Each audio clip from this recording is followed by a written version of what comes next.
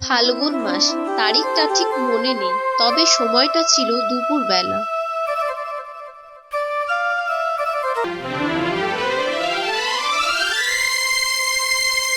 আরে, ওটা কেউ পড়ে আছে না? আরে হ্যাঁ হ্যাঁ, তাই তো। আরে ওটা তো রক্ত মনে হচ্ছে। চল চল চল, যাই দেখি, চল চল।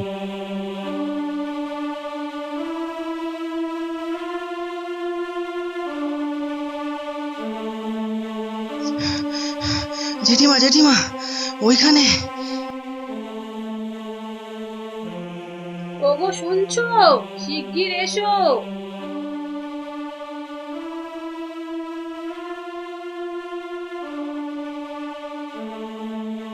ডাক্তারবাবু, আমার জয়ন্ত।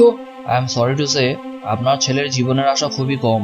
ওকে এখনই পর্যাপ্ত পরিমাণে রক্ত দিতে না পারলে ওকে বাঁচানো একেবারেই অসম্ভব। আমি দেবো রক্ত, আমার রক্ত নিন। আচ্ছা ঠিক আছে ঠিক আছে, আগে আপনাদের রক্তটা তো পরীক্ষা করি।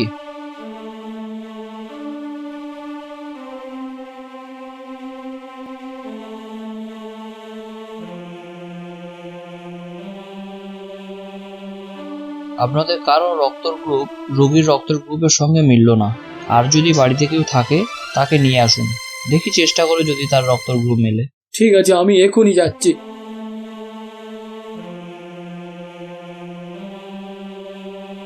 ডাক্তারবাবু, এরা রক্ত দিতে রাজি।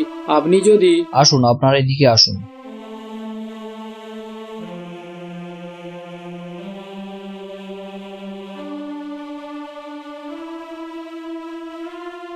না, কারোর গ্রুপ মিলল না। আপনারা অন্য কোনো ব্যবস্থা করুন। কি হবে তাহলে এখন? আমাদের ছেলে কি তাহলে আর বাঁচবে না? তুমি হতাশ হইও না, কিছু না কিছু উপায় একটা ঠিক হবে। আমরা এক কাজ করি, বেশি দেরি না করে শহর থেকে রক্ত কিনে আনি। তা কি করে সম্ভব? যেতে 3 ঘন্টা, আসতে 3 ঘন্টা, কম করে সময় লাগবে। ততক্ষণে জয়ন্তকে বাঁচিয়ে রাখা সম্ভব তো?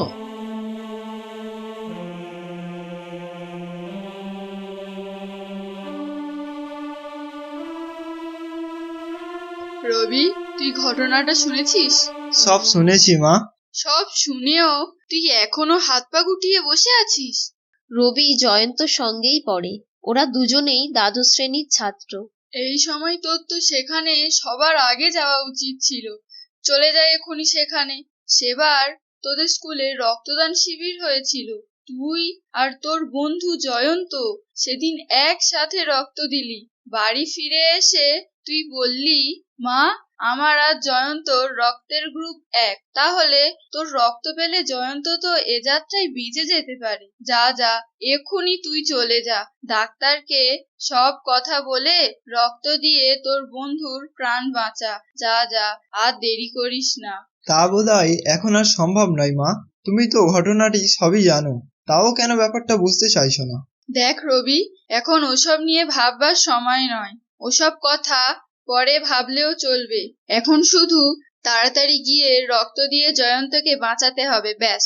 আর সব কথা পরে হবে। চল, আমিও তোর সঙ্গে যাই। তুমি তুমি ওখানে গিয়ে কি করবে? শুনেছি ছেলের রক্তের সাথে নাকি মায়ের রক্তের মিল থাকে। প্রয়োজন হলে জয়ন্তকে বাঁচাতে আমিও রক্ত দেব। ডাক্তারবাবু, আমার নাম রবি, আমি জয়ন্তর বন্ধু। আমাদের দুজনের রক্তের গ্রুপ একই।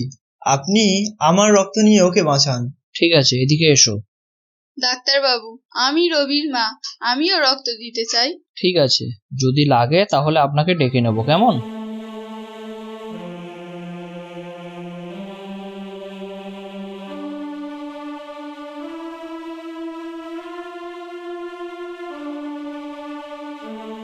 ঠিক আছে, তোমার রক্তর গ্রুপ ওর সঙ্গে মিলেছে।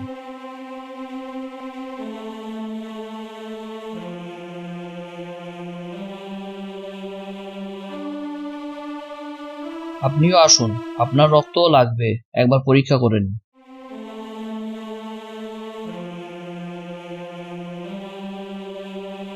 ঠিকই আছে, আপনার রক্ত ও রোগীর রক্তের সঙ্গে মিল আছে।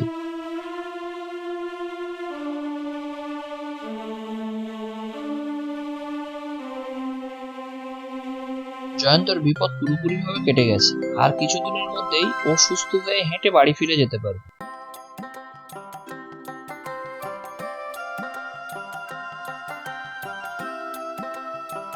বলছি, আমার একটা কথা আছে। হ্যাঁ বলো না, কি বলবে? আমাকে কাল রবিদের বাড়ি নিয়ে যেতে। আমি রবি ও ওর মায়ের কাছে ক্ষমা চাইবো। আমি প্রায়শ্চিত্ত করতে চাই। কি সব ভুলভাল কথা বলছো? কেন ক্ষমা চাইবে তুমি ওদের কাছে? আমি তো কিছুই বুঝতে পারছি না। আমি যে মহাদোষ করেছি, মহা পাপ করেছি, সেদিন রবিকে তাড়িয়ে দিয়ে না জেনে না বুঝে একটা খুব বড় ভুল করে ফেলেছি।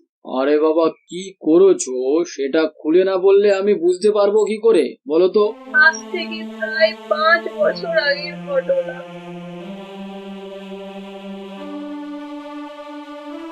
এই চল সকলে, জয়ন্তের বাড়িতে আজ লক্ষ্মী পূজা, দুপুরের খাওয়াটা ওখানেই খাওয়া হবে। চলো চলো চলো।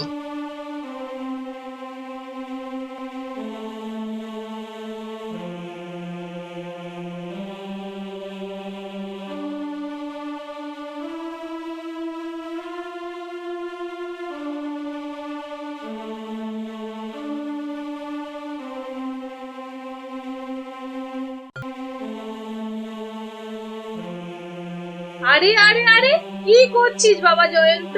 তুই ওই ছোট জাতের ছেলেকে আমাদের দালানে বসালি মায়ের ভোগ খেতে, আর আমার জাত রইলো না রে, আর জাত রইলো না। যা যা যা, উঠে যা উঠে যা। যত ছোট লোকের দল, কি সাহস, জমিদার বাড়ির ভোগ খেতে এসেছে।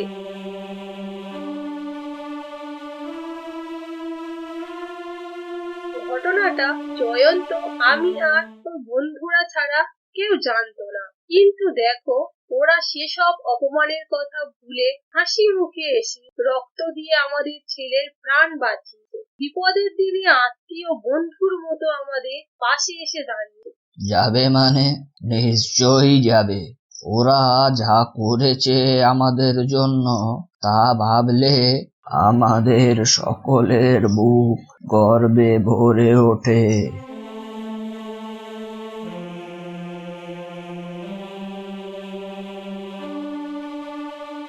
আমাকে ক্ষমা করে দাও দিদি।